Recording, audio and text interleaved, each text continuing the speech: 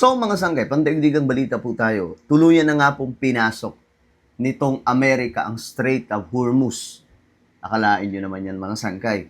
No? Tinotoo po pala talaga ni Donald Trump itong kanyang banta, no, na talagang magkakaroon ng blockade sa Strait of Hormuz. At hindi po yun basta-basta kasi nandun po yung armadang puwersa nitong Iran. Pero talagang tinuluyan po. At ayon po sa mga sangkay, source, sa blockade na ito, hindi po pinapalabas. Yung mga sasakyan naman, baliktad na pong nangyayari. Yung mga ships galing pong Iran, syempre may mga kargamento din po yung oil, hindi po pinapalabas ng Amerika. Ang tanging pinapalabas, yung mga bumibili ng oil, hindi po galing sa Iran, kundi sa ibang part, mga sangkay na mga states or mga bansa dyan po sa may Persian Gulf. Ngayon, mga sangkay, eto na ang balita. Nagbanta na daw po itong Iran sa Amerika. Ano kayang kanilang gagawin?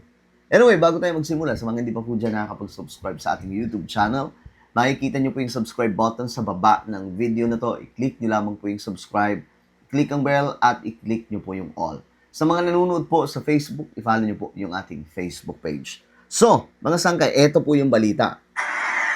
Patuloy ang pagpapatupad ng United States ng naval blockade sa mga daungan ng Iran sa kabila ng umiiral na tigil putukan sa pagitan ng dalawang bansa. Okay, so tuloy-tuloy na po yung ginagawang blockade ng Amerika dyan sa Strait of Hormuz ng kanilang Navy. Sa kabila po ito mga sangkay na mayroon po silang tinatawag na 2 weeks na tigil putukan. 2 weeks po yan mga sangkay. Ewan ko pang ilang araw na po ngayon, more than 2 weeks na ba or magto 2 weeks na pa lang, no? At tuloy-tuloy, no? Ibig sabihin, hindi po mapigilan mga sangkay ng Iran itong ginagawa ng nitong Amerika. Wala din po talaga silang nagawa kasi ang sabi ng US, kapag may ginawa ang Iran na halimbawa magpaputok lang laban sa US ships or kahit na kanino pang barko na kanilang pinapalabas doon, yayariin po sila ng Amerika. Gagantihan daw po kaagad ng matindi pa. No? At ngayon, mga sangkay, kasi yung Strait of Hormuz na yan pa yung daanan mga sangkay ng mga oil tanker, mga oil ships, galing po sa iba't ibang mga bansa na binibilhan po nila ng mga oil. Kaya nga lang, nung nito lang mga sangkay, nung hindi pa po gumagawa ang US ng aksyon sa Strait of Hormuz, wala pa pong blockade, nandun lang po sila sa loob. Naipon na po sila sa loob, hindi po sila makalabas kasi hindi po sila pinapalabas ng Iran. Pero ngayon, pinakawalan po sila ng Amerika at wala pong magawa ang Iran. At ang may problema naman po ngayon, yung Iran, kasi nga po yung mga bumibili ng supply ng oil sa kanila. Kasi isa rin po sila sa may malaking pinoproduce na oil, hindi po makalabas. Ang problema dyan, di ba, yung China mga sangkay, sa kanila pa naman po bumibili. So, paano yan, mga sangkay? Ayon sa US Central Command, halos ganap ng nahinto ang mga kalakal na papasok at palabas ng Iran dahil sa blockade. No, talagang kontrolado po mga sangkay ng Amerika.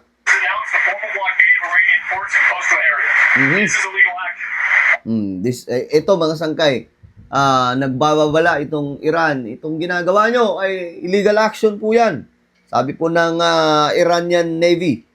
Vessels are advised to immediately return to port if leaving and discontinue transit to Iran if that is your next port of call. Do not attempt to breach the blockade. Vessels will be boarded for interdiction and seizure transiting to or from an Iranian port. Turn around and prepare to be boarded. If you do not comply with this blockade, we will use force.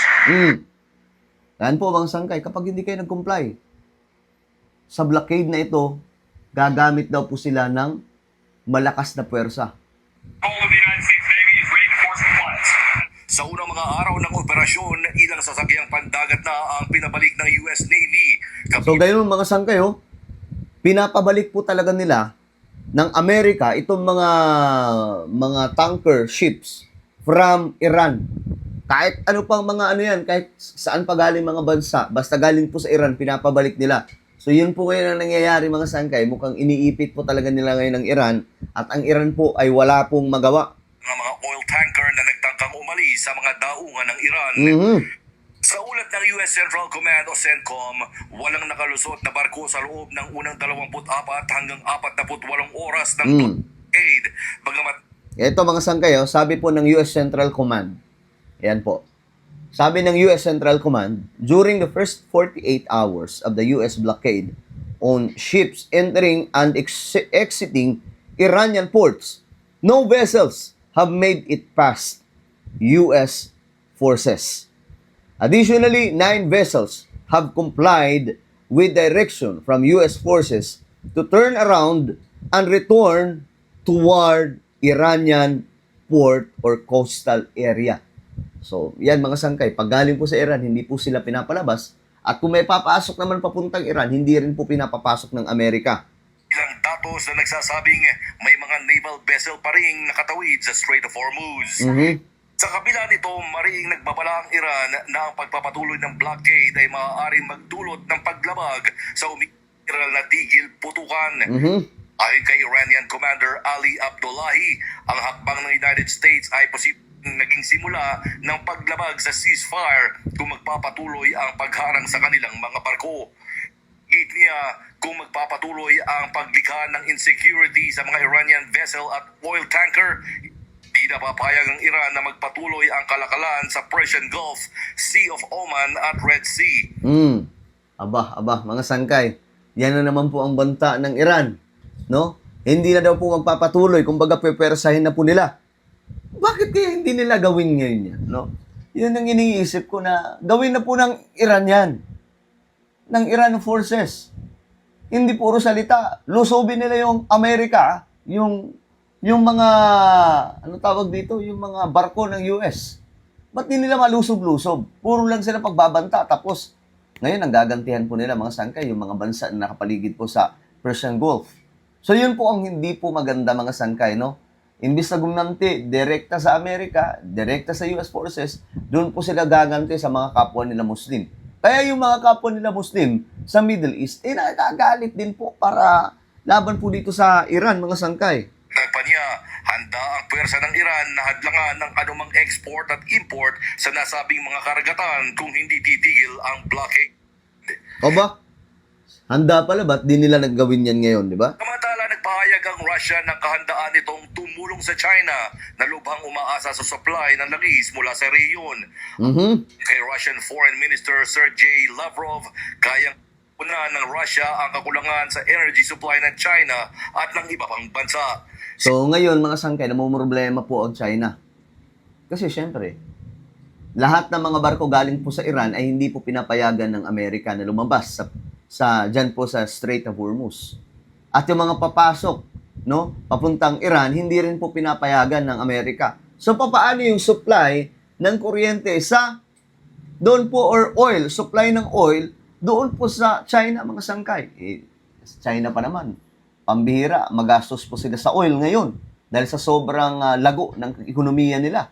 So, the more na lumalagong ekonomiya, the more na kailangan po yan ng oil, mga sangkay. At ngayon, problemado po sila dahil po sa nangyayari sa digmaan na yan.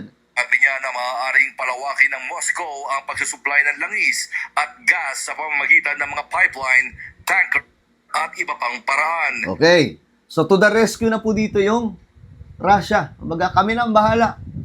Problemado yung China eh. Hindi po sila makakuha ng oil galing po sa Iran dahil po sa Amerika. Ngayon, yung Russia, magiging magiging savior nila ngayon.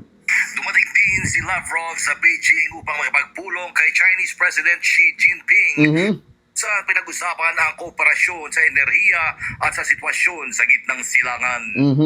Ayon sa China, mahalaga ang pagpapanatili ng stability sa rehiyon habang nagsisikap silang gampanan ang papel sa mga usapang pangkapayapaan. James Bond. Okay. So, ayan, mga sangkay. Ang China po ngayon ay naharap po sa isang malaking problema dahil po sa ginagawa ng US ngayon dyan sa Middle East o dyan po sa Strait of Hormuz. Hindi po sila makakuha ng oil at papaano po yung supply ng kanilang ekonomiya pagdating po sa oil. Problemado sila ngayon. Pero, ito na, ang good news naman, itong Russia ay to the rescue na. Ang Russia po ay tumutulong na mga sangkay para po mapunan ang pangangailangan ng supply ng enerhiya sa China. Ano po ang inyong opinion ngayon mga sangkay? Comment down below. Huwag niyo pong kalilimutan na i-subscribe yung ating YouTube channel. God bless everyone.